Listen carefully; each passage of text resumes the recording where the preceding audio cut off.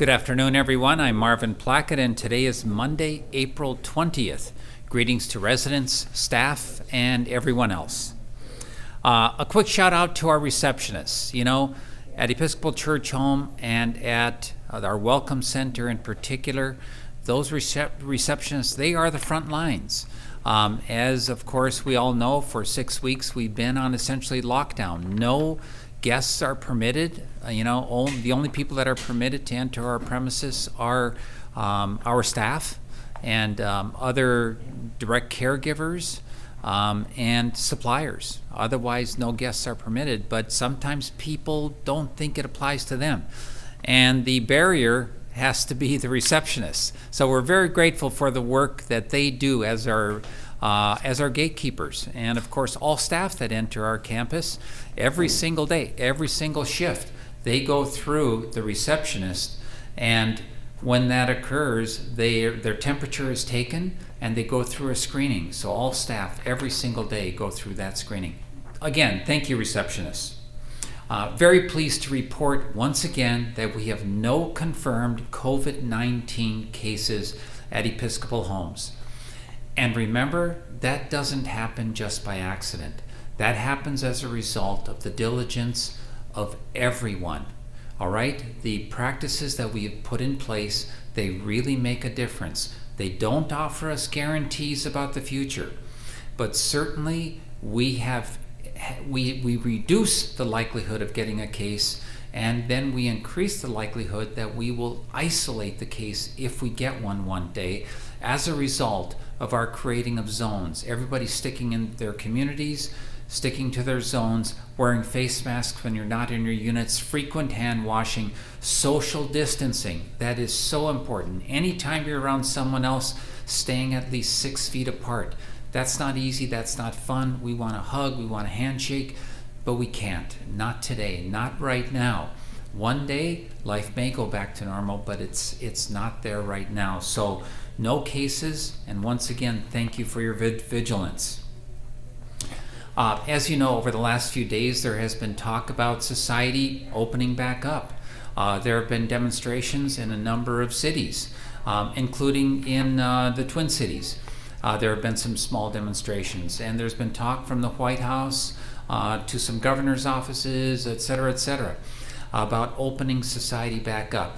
Remember that we are following the directions of the CDC, Centers for Disease Control, CMS, the Center for Medicare and Medicaid Services, Minnesota Department of Health, and others that are able to provide facts and not fears. And we are following those guidelines. Every single day, I'm watching carefully what does Governor Walz and his team have to say about any potential changes. So what we are doing is we are implementing and living with the stricter of those guidelines. And right now, for the most part, those organizations that I've mentioned, they are all in sync, and we are following their guidelines. If at some point, or perhaps I should say when, because at some point, of course, our society is going to open up back up, and at some point things will change on our campus. We don't know when. We don't know if that's a few weeks away, because remember, May 4th, we have until then, Governor Walz has a stay-at-home order in place. May 4th, that's not that far away. Will things change on our campus on May 5th? We don't know. But my point is, anytime there's going to be any lifting of restrictions on our campus, we will inform you promptly through this message and through the managers of our communities. We will inform you promptly of any lightening of the restrictions. But for now, nothing has changed. Nothing has changed here on our campus in terms of the social distancing restrictions or requirements, the restrictions to our communities and to our zones, et cetera. So everything remains, and we will promptly get any updates to you if things do change. Last Friday, when I was with you last, I challenged you to make someone's day. I said either on Friday or over the weekend, reach out to someone new, make their day. Did you do that? If not, it's not too late. Do it. And now, a message from someone you know very well, Julie Newald, who is the head of our Active Living Department. See you tomorrow at 1:30.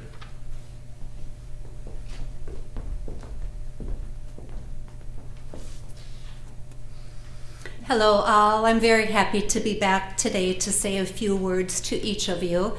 Again, I'm Julie Newald. I'm the Active Living Director here at Episcopal Homes. I have 2 shout-outs specifically today. The first one is for Marcia at ECH. Marcia has been a receptionist with us for probably close to 15 plus, maybe even close to 20 years.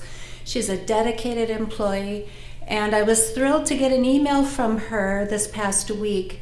She has been super creative. She's been taking all of those hearts that you've seen around campus, turning those hearts into flowers and putting them in the windows of all of our households. That way, when you come by and you are looking to see your elder, you look up and you might see their window, you'll see hearts. And those are all from Marcia, just letting you know that we are all loving and supporting our caregivers. The other shout out I would like to make is to an 11-year-old friend of Episcopal Homes. His name is Colin, and I received his drawing from his mother this morning, and what it says is, hang in there. So here we have an 11-year-old friend who, even though he doesn't really know our elders, he knows that we're going through a challenging time. And so this is a shout out to our 11-year-old friend.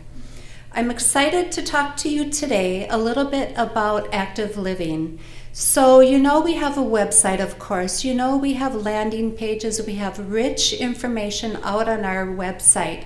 However, we now, during these changes of learning how to do our programming differently, we are learning how to do virtual programming.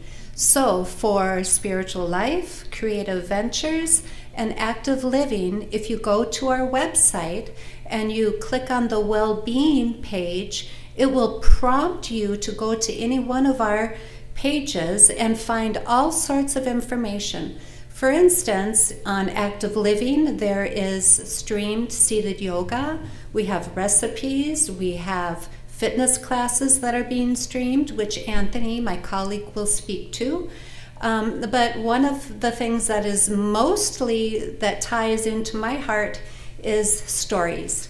We have 3 writing groups on campus, and on our active living page, we have a storytelling theme where some of our writers are actually now reading beautiful picture books with inspired messages for those elders who might have macular degeneration or just simply want to hear a good story. Remember as children how much we loved being read to?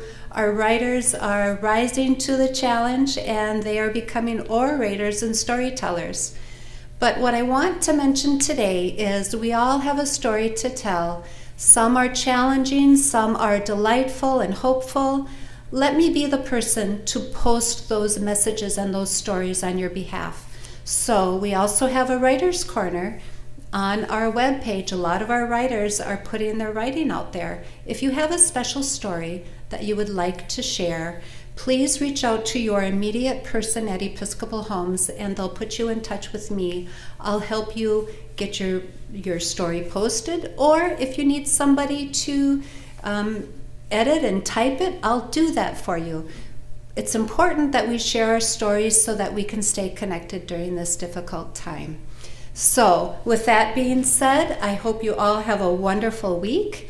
And as Marvin did say, if you haven't reached out to someone, why not consider writing a letter? Remember, we used to get mail as kids, how much we loved that mail? Can you imagine elders getting mail these days? It would be wonderful. So if you are a writer or a family member, or you currently live at Episcopal Homes, consider writing a letter and spreading your warmth of love. Thank you for your time today. Have a good day.